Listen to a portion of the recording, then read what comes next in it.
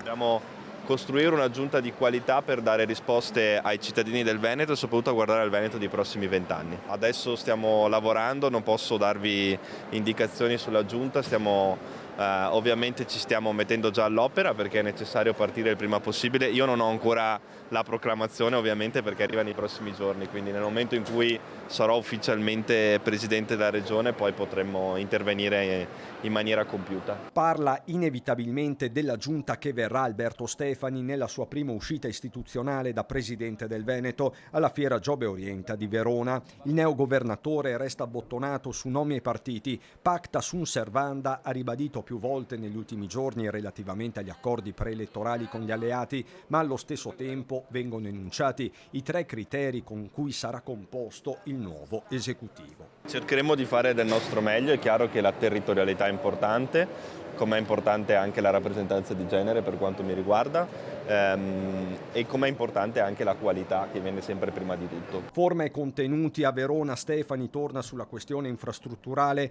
rilanciando la grande holding autostradale del nord-est, tema che nella provincia scaligera ha un suo peso specifico, ma non si sottrae nemmeno alle questioni nazionali, su tutte il ritorno alla leva militare, seppure volontaria, preannunciata dal ministro Crosetto, proposta accolta in modo quantomeno gelido. Credo sia più opportuno per i cittadini e per i ragazzi del Veneto lanciare delle iniziative in collaborazione con le associazioni locali.